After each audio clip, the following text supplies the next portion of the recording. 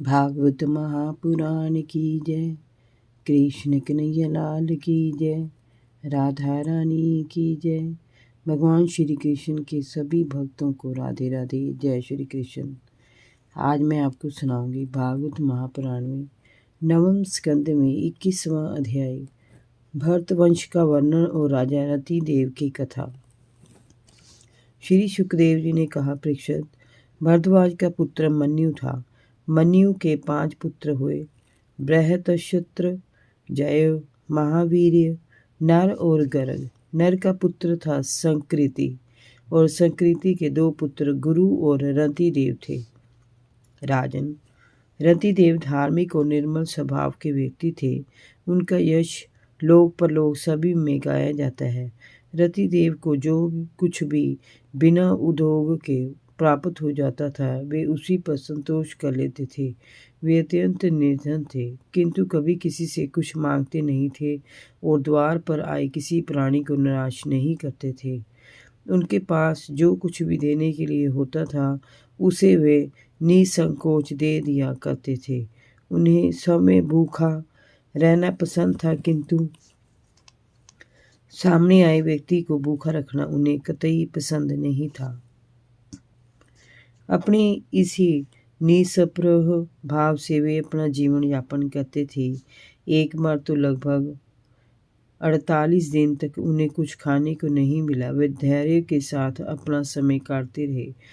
49वें दिन प्रातःकाल उन्हें कोई दयावान घी, दूध, खीर, हलवा, पूरी और जल दे गया। उनका परिवार घोर संकट में था। भूख और प्यास के मारे उनके शरीर कांप रहे थे, परंतु ज्यों ही वे भोजन करने के लिए बैठे त्यों ही एक ब्राह्मण अतिथि के रूप में उनके द्वार पर आ गया। रतिदेव तो सभी प्राणियों में भगवान के दर्शन करते थे। उन्होंने बड़ी श्रद्धा से ब्राह्मण को उसी अन्न में से भोजन कराया। ब्राह्मण देवता भोजन करके उन्हें आशीर्वाद देकर चले गए।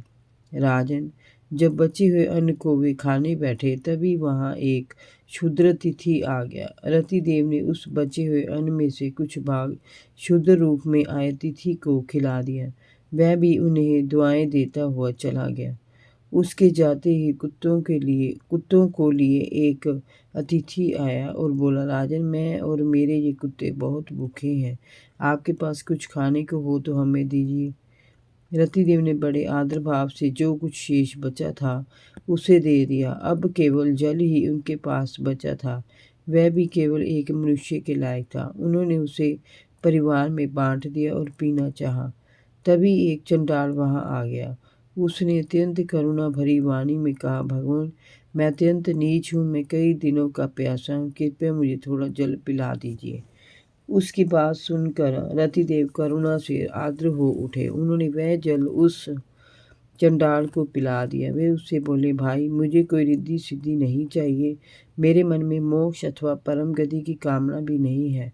मेरा मन तो सदैव यही चाहता है कि मैं संसार के समस्त प्राणियों के हृदय में वास करूं, किसी प्राणी को कोई दुख ना हो।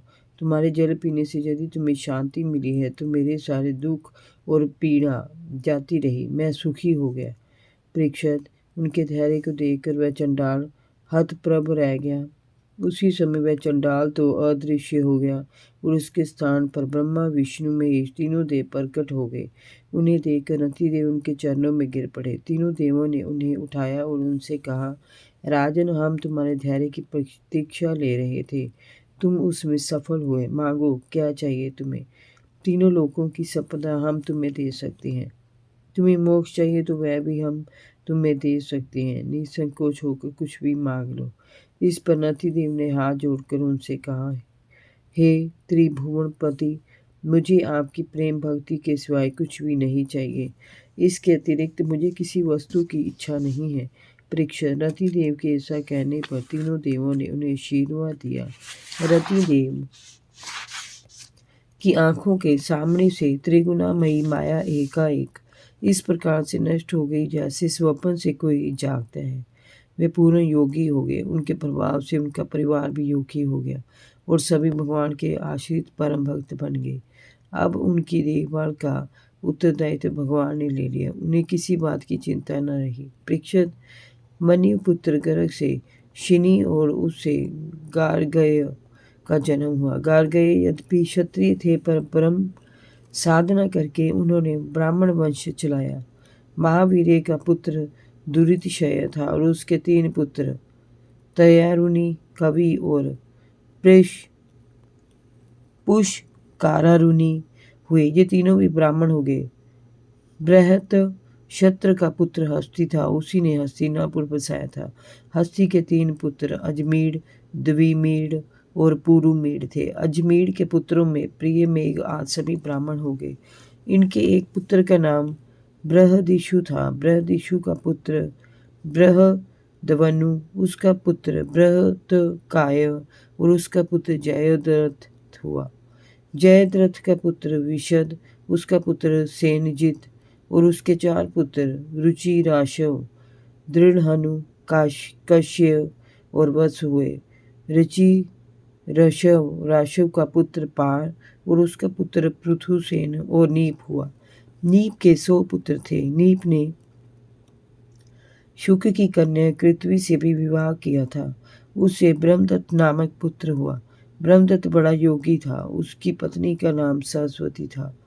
उसने उसके गर्भ से विश्वकसेन को जन्म दिया। उसके पुत्र का नाम उदकसवन था और उसके पुत्र का भलाद।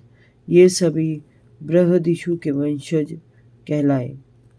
द्विपीड का पुत्र यवनीर, उसका कृतिमान, उसका सत्यधृति, उसका दृढ़नेमि, उसका सुपाशरव, उसका सुमति, उसका सनतमान, उसका कृति हुआ। कृति ने हिरण्य नाम से योग विद्या प्राप्त की थी और प्राच्य साम नामक ऋचाओं की 6 संहिताएं कही थी।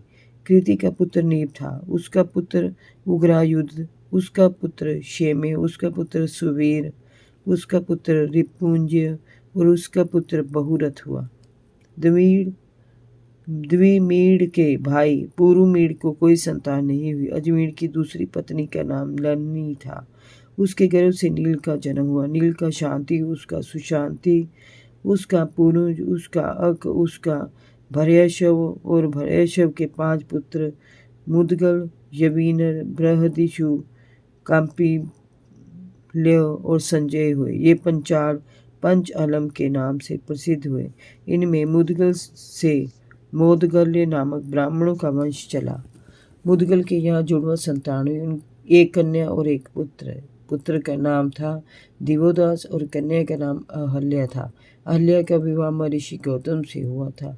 गौतम के पुत्र शतानंद थे। उसका पुत्र सत्यधृति धनुर्विद्या में अत्यंत निपुण था। उसका पुत्र शरदवान था। एक दिन अप्सरा उर्वशी को देखकर शरदवान का वीर्य मूंज की एक झाड़ी पर गिर पड़ा। उससे शुभ लक्षणों वाला एक पुत्र कृपाचार्य हुआ और पुत्री का नाम कृपी हुआ। कृपी बाद में द्रोणाचार्य की पत्नी बनी, जिसने अश्वत्थामा को जन्म दिया। महाराज शांतनु ने कृप और कृपी का पालन किया था। वे ही उन्हें वन से उठाकर लाए थे।